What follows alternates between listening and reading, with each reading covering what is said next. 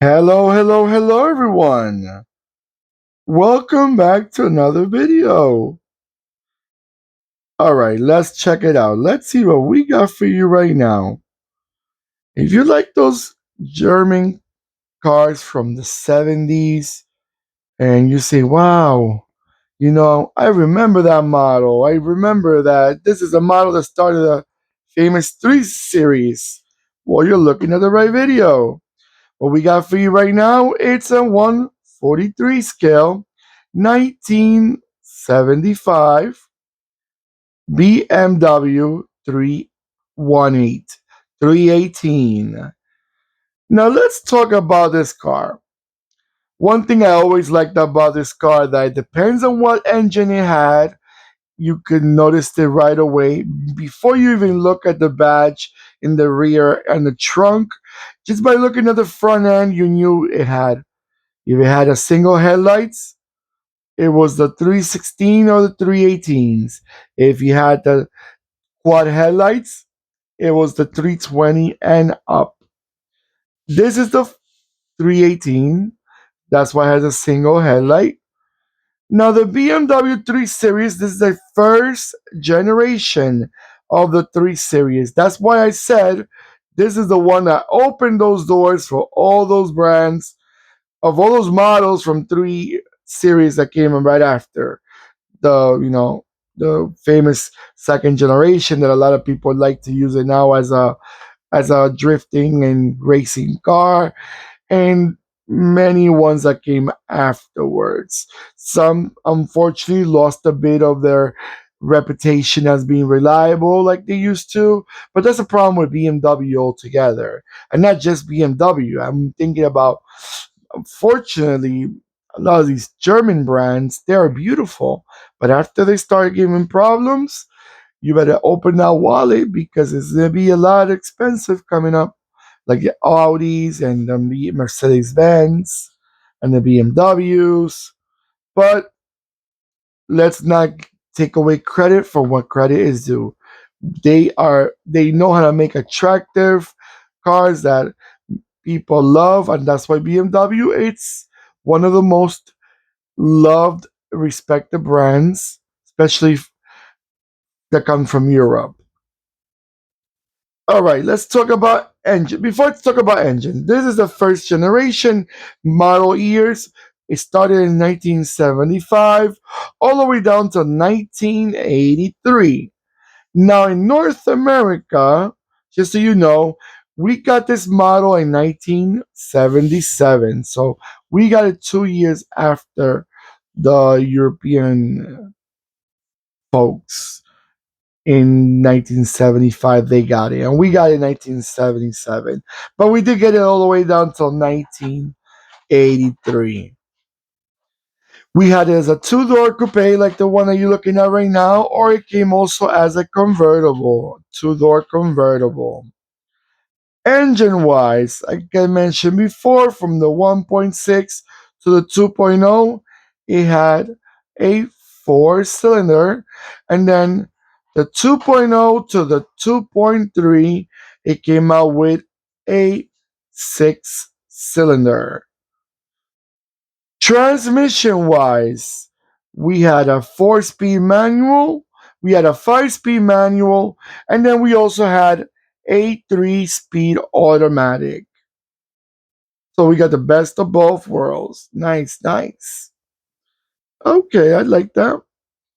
It says the initial models were produced with carbureted four cylinder gas engines, but later in, let me see, and but okay, those were the 1.6 and the 1.8, but the 2.0s did come as a fuel injected, but then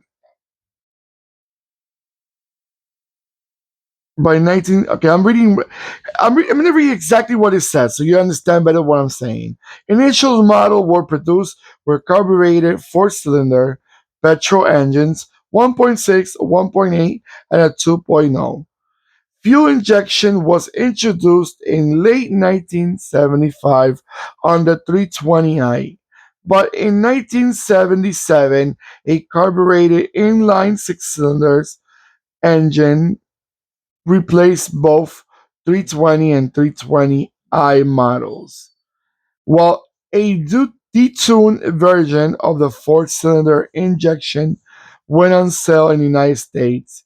In 1978, the 3 Series received its first fuel-injected six-cylinder in the 323i as a flagship performance model, and in 1981,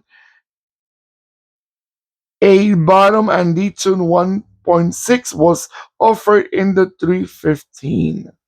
I didn't even know they made a 315 model.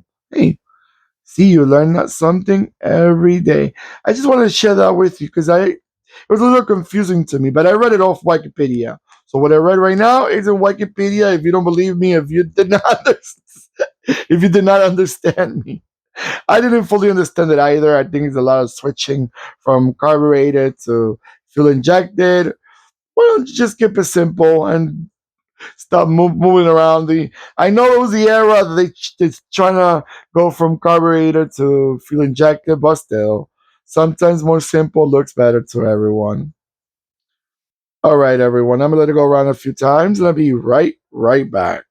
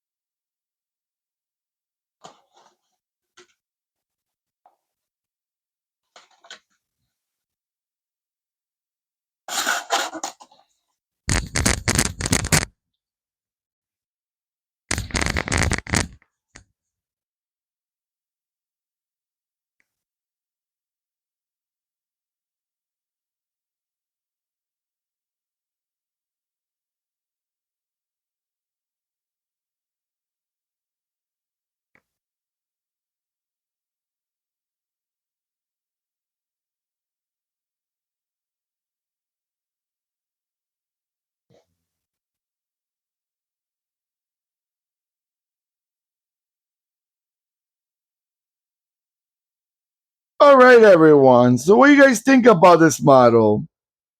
Do you find them attractive? Do you think it was a home run for BMW? Do you think it opened a lot of doors for the market in Germany late 70s as being an attractive modern car? I think the 3 Series was definitely a brand, a model that came out and it helped a lot to BMW, an affordable, attractive car that BMW was kind of getting a little bit old school with the 2002, which was still a very nice looking car, but it was already a 60s model. And we have to understand that it was a model already that needed renewal, refreshing soon because it was getting a little outdated. Yes, it was. But again, this is a home run and it was attractive and it was sold everywhere.